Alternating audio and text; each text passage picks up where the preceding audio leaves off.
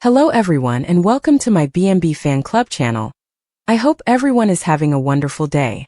Before we begin, please hit the subscribe button and give this video a thumbs up. At Brooke's house, Liam and Hope talk about her mother offering the house for their wedding ceremony, while Beth models a prospective wedding gown, and they all express their delight. When the child flees, Hope informs Liam that she notified Carter about their engagement personally. It's safe to assume he will not be officiating. Beth overhears and joins her parents' discussion about who should officiate their wedding. They are taken aback as she exclaims, "I think it should be me." Touched, they try to explain why she can't, but the child insists on marrying her mother and father. What does Carter really think? At Forrester, a long-faced Carter informs Daphne that Hope has just informed him that she is engaged to Liam. Daphne admits to hearing rumors and wonders if this is difficult for him. Carter professes to be pleased that they have reunified their family. He is focused on the future and new beginnings. Daphne turns her cheek as he attempts to kiss her. Carter chuckles, saying that he will work for it if she asks him to. Is Taylor helping or hindering? Sheila is at Il Giardino and wonders where Deacon has gone. He arrives at Taylor's office, where she informs him that the discussion will be personal rather than professional. He hopes she isn't cutting him loose. Taylor emphasizes how wrong their interactions have been on a variety of levels. Deacon knows but can't stop thinking about it. Taylor warns that it can't happen again, as we've all heard before. Deacon agrees, of course, but it's clear where this is going. As Sheila texts Deacon to come back to her, Lee arrives to the restaurant to check on her. Surprisingly, the doctor begins coaching Sheila on how to save her marriage, pushing her not to retreat after having come so far. She'll need to be patient. Sheila is concerned that Taylor has control over her future. Taylor returns to Deacon's office, where she knows he still loves Sheila and believes that forgiveness can bring healing. "Deacon, there is no us. I am your doctor, and you are my patient." The final scenes at Brooke's residence, Liam and Hope decide to have Beth officiate their wedding. The kid exclaims that this will be the nicest wedding ever. Deacon finds Sheila at their apartment, and she apologizes for lying to him about Luna and disappointing him.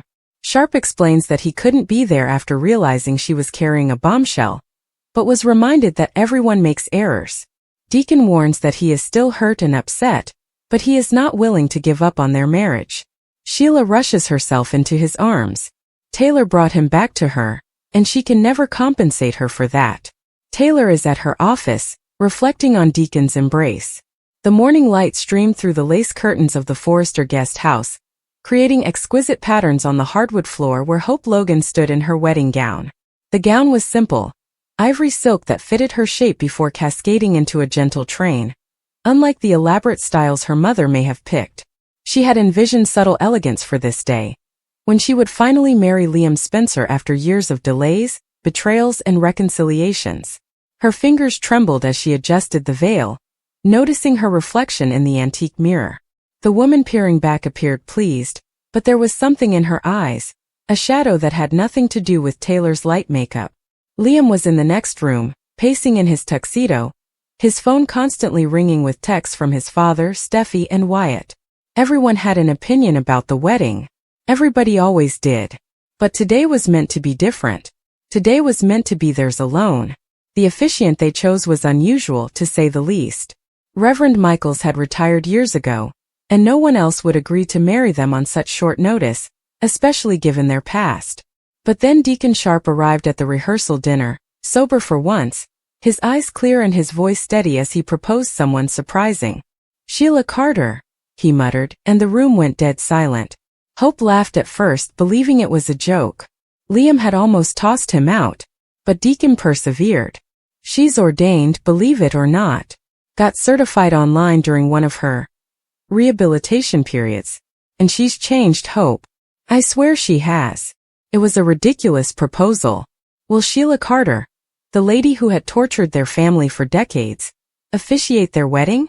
But Deacon's eyes were desperate and begging, and Hope had always had a soft place for lost causes. Liam consented only because Hope urged him to, because she felt it would be meaningful to finally put the past behind them, to demonstrate that forgiveness was possible. Taylor Hayes had been furious. She'd cornered Deacon in the garden the night before, her voice low and nasty. You bring that woman anywhere near my son's wedding, and I'll make sure you regret it, Deacon. Send her back to whatever hole she crawled out of. Deacon had stayed firm, but Taylor's remarks had sowed doubts. By morning, he had left a letter that simply stated, "She's not coming. I apologize." The wedding was scheduled for lunchtime in the Forrester Gardens, beneath the old oak tree where Brooke and Ridge had renewed their vows more than anyone could recall. Guests wandered around, sipping champagne and gossiping about the drama that was sure to ensue. Steffi Forrester donned black as a silent protest against the union, which she feared would lead to disaster. Bill Spencer and Wyatt stood together, both men studying Liam like hawks, waiting for the inevitable moment when he chose the incorrect option again. Hope came down the aisle on Thomas's arm, her brother's face hidden under his meticulously combed hair. The music was quiet, a string quartet playing something classical that Hope couldn't recognize despite the pounding in her ears. Liam stood at the altar, attractive but apprehensive, his gaze fixed on hers with that familiar mix of love and dread. However, there was no officiant. The crowd started to mutter. Liam checked his watch. Hope's smile wavered. 10 minutes have passed. 15. Thomas squeezed her hand before returning to his seat. Then from the shadows of the garden gate, a man appeared. Sheila Carter wore a basic black dress, her hair tightly tied back, and no jewelry other than a little cross necklace that caught the light. She proceeded with purpose, her strides measured, her gaze surveying the crowd with a sense of victory or horror. "I'm here," she said, her voice carrying through the garden. "Deacon sent me. He said you needed someone to make this official." A collective gasp was heard. Steffi stood up, scraping her chair against the stone patio. "Absolutely not. This is a joke," Liam said. Hope, his face pallid. "We can wait. We can find someone else." But Hope was already shaking her head. Sheila's appearance felt like fate twisting the knife one last time. "No," she replied softly. "Let her do it." The ceremony began hesitantly. Sheila's voice remained calm as she read from a little leather book. Her words about love and dedication sounded almost genuine. Hope and Liam exchanged vows they had written themselves, commitments that felt both precious and vulnerable in light of their experience. "Do you, Hope Logan, take this man?" The world shifted abruptly. Hope felt it first in her knees, a weakness that flowed upward like cold water through her veins. The garden swirled. Liam's face blurred. Sheila's voice became distant when underwater. I do," she said, but the words were muddled. Liam reached for her while she swayed. "Hope!" Her legs collapsed. The last thing she saw was Liam's terrified expression as the ground rushed up to meet her. Chaos erupted. Somebody yelled. Liam grabbed her before she struck the ground and cradled her against his chest as her body fell limp. "Hope! Hope, baby, wake up!" Taylor arrived quickly, her doctor's instincts taking control. "She's not breathing right, call 911. The garden became a flurry of activity. Guests scattered. Steffi was on the phone, her voice harsh and demanding. Sheila remained motionless at the altar, the leather book forgotten in her hands. They got Hope to the ER in record time. Liam sat in the ambulance, clutching her hand and repeating prayers he hadn't said since childhood. The paramedics worked quickly, checking her vitals and asking questions Liam couldn't answer. At the hospital, she was promptly wheeled away. Liam stood in the waiting room, still wearing his tuxedo, which was wrinkled and soiled with garden grass. His father arrived first, followed by Wyatt and finally Steffi. Taylor emerged from the ambulance bay, still dressed in her mother-of-the-groom gown, her face ashen. "What happened?" Bill demanded. "She just collapsed," Liam explained, his voice breaking. "1 minute we were saying our vows and the next." Taylor's hand shook as she took out her phone. "I need to call Brooke. And Ridge. God, this is a nightmare." It had been several hours. The waiting room was packed with Logans, Spencers, and Forresters, the air thick with tension and whispered accusations. Sheila had followed the ambulance and stood awkwardly in the corner until security let her out. Nobody had seen Deacon since the note. Eventually a doctor emerged. Dr. Patel was young, with a friendly yet serious expression. "Mr. Spencer?" Liam stood on legs that felt like water. "How is she?" "She's stable," the doctor responded, and a collective exhale was heard. "But there are some concerning findings. Ms. Logan is pregnant." The room came to a halt. Pregnant. Liam repeated, the word strange to his mouth. About 8 weeks along, Dr. Patel added. The fainting spell was most likely caused by a combination of factors, dehydration, stress, low blood pressure. But there's something else. The ultrasound revealed some irregularities in the fetal heartbeat, and we're seeing signs of distress. Taylor stepped forward, her voice professional despite the tremor. What kind of distress? We're not sure yet. It could be nothing, a transient arrhythmia that will resolve on its own. Or it could be indicative of a more serious cardiac issue. We're running additional tests, consulting with cardiology. For now, Ms. Logan needs complete bed rest and monitoring. Liam experienced the world tilting once more. This time he didn't move. Pregnant. 8 weeks. That would place conception around the time he and Hope reconciled following his brief, unfortunate flirtation with returning to Steffi. The timing was excellent. Or completely horrible. Can I see her? He inquired. Briefly, Dr. Patel said. She's awake but groggy. Try to keep her calm. Hope appeared little in the hospital bed. Her gorgeous wedding gown replaced by a paper gown. Her face wan against the white linens. And 4 trickled steadily into her arm, as monitors beeped softly in the background. Liam, she gasped when she saw him, tears welling up in her eyes. I'm sorry. The wedding. Everything. Sure, he whispered, grasping her hand. None of that matters now. You're what's important. You and. He couldn't say. The baby, she added for him, sliding her palm to her still flat stomach. They told me. Liam, I'm scared. I know, he responded, his voice strained. Me too. They sat in quiet for a long, the weight of the unknown bearing down on them. Outside the window, the sun was sinking, painting the sky in colors that should have been charming but instead felt menacing. The doctor said there might be something wrong with the baby's heart. Hope finally murmured, barely audible. I heard. Liam gulped hard. Whatever it is, we'll face it together, just as we always have. But even as he spoke it, he felt the usual doubt seep in. Their history was littered with nearly missed opportunities. How many times had they stood on the edge of happiness, only to see it crumble? Hope turned aside and stared at the wall. Maybe this is a sign, she remarked gently. Maybe we're not meant to do this. The wedding, the baby. Maybe it's all too much. Don't say that, Liam told him. Please, Hope. We can get through this. But she was already shaking her head, tears streaming down her cheeks. I can't, Liam. I can't keep doing this, loving you, losing you, trying again. It's destroying me. And now there's a baby who might. She was unable to complete the sentence. The doctor returned, sparing them from the topic neither wanted to have. More tests. More waiting. The cardiac specialist would come in tomorrow. Rest now. Liam stayed until they forced him out, promising to return first thing in the morning.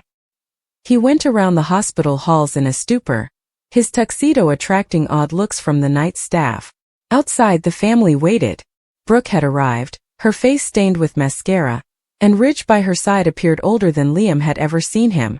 The questions came quick and furious, and Liam had no replies. She's pregnant, he finally said, and the group's reaction spread like a wave. Brooke's hand shot to her mouth. Ridge drew her closer. Steffi gazed. Relieved? Or was that a triumph? Liam could not tell anymore.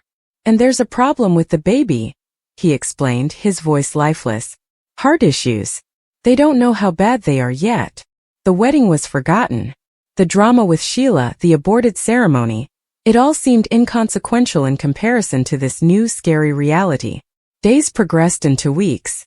Hope remained hospitalized, her condition stable yet precarious. The baby's heart rate varied, strong one day, feeble the next. Specialists came and went, each with their own theories and predictions. Some were hopeful. Others weren't.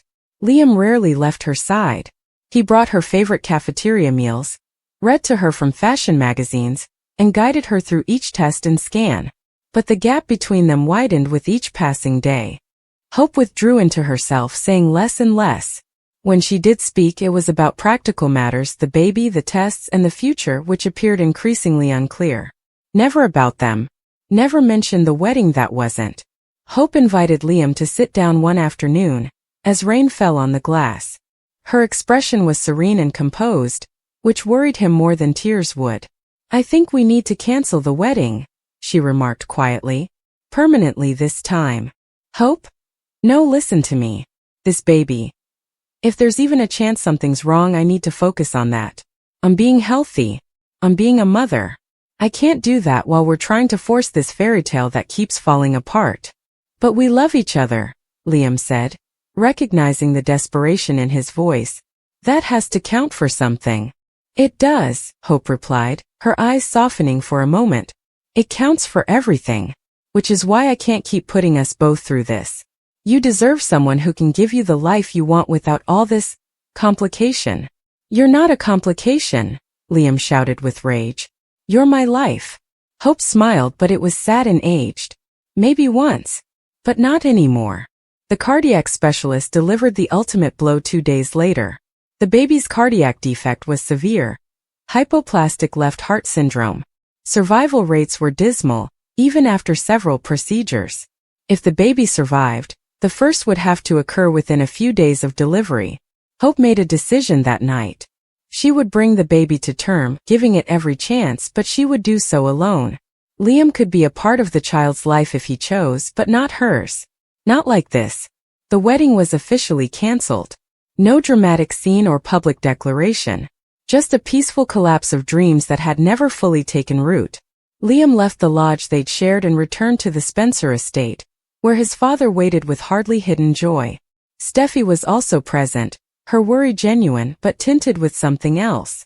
Hope stayed in the hospital until she was healthy enough to return home, to her mother's house where Brooke fussed and worried, attempting to fill the stillness with wedding magazines that no one opened. Sheila sent flowers once. White lilies with a card that simply said, "I'm sorry." They went straight to the trash. Deacon went to see Hope in the hospital, his face drawn and disturbed. "I never should have suggested her," he stated. I don't know what I thought, that maybe it would prove something, that she could be part of something good for once." "She was," Hope replied, startling them both. "In her own twisted way, she gave us a moment of honesty. We needed that." The baby, a girl, was born on a Tuesday in early spring. The delivery was difficult, with Hope's body being pushed to its limits by months of stress and dread. Liam was in the waiting room, having been barred from the delivery room at Hope's request. She weighed 4 pounds and 2 ounces. She was named Elizabeth after Hope's grandmother. The first procedure occurred when she was 3 days old. Liam held Hope's hand through the long hours of waiting, but she refused to meet his gaze. Elizabeth survived the initial surgery. And the second, her small heart began to strengthen inexplicably, according to the physicians. The procedures grew less frequent. The outlook went from bleak to cautious to optimistic. But Hope and Liam never reconciled. They co-parented with the efficiency of strangers who had previously known each other well. Drop off and pick up in neutral places. Polite discussions about feedings and milestones. Elizabeth grew into a stunning toddler with her mother's eyes and her father's smile, her heart bruised but strong. Hope would sit in the nursery late at night, watching her daughter sleep and reflecting on the road not taken.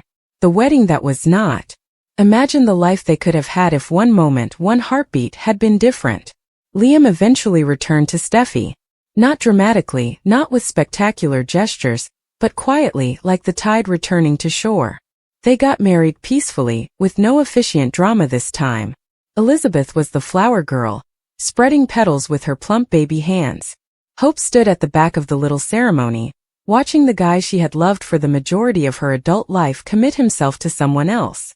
She felt no remorse, only deep regret for the girl she had once been. The one who believed love could overcome anything. Taylor followed up with a note. "He's happy. Thank you for letting him leave." Hope did not respond. Years later, when Elizabeth was old enough to ask questions, Hope revealed the truth in bits. About her beloved father. Regarding the wedding that never occurred. Her heart stopped beating properly in the pregnancy and began to beat again, somehow stronger. Was it magic? Elizabeth inquired, her eyes wild. "No, sweetheart," Hope said, brushing her daughter's hair. "It was love, but not the kind that lasts forever." Hope had dreams about the garden. Sheila's voice reads vows that will never be fulfilled. of Liam's expression as she collapsed. She'd wake up with tears streaming down her face and Elizabeth's little hand reaching for hers in the darkness. Life continued as it always does. The pain faded to an ache, then a memory. Hope created clothing for ladies to wear to their own weddings, naming her signature line Second Chances. Liam and Steffi welcomed another son. Elizabeth grew tall and robust, her heart defect serving as a badge of survival rather than a restriction. And in the quiet moments when no one was looking, Hope would touch Elizabeth's small scar on her chest and recall the day everything changed. The day love revealed to be both stronger and more frail than anyone could have dreamed. The wedding that never happened became a family tale, with varied degrees of drama depending on who recounted it. Sheila vanished again, her little moment of legitimacy vanishing into the background. Deacon discovered sobriety and meaning while owning a modest restaurant downtown. Taylor's book on resilience became a bestseller. But for Hope, the story concluded in a hospital room, with a small heartbeat on a monitor that became stronger with each passing day. Standing in her wedding dress under the oak tree was not the finale she had hoped for. But there was an ending. And in the end that was sufficient.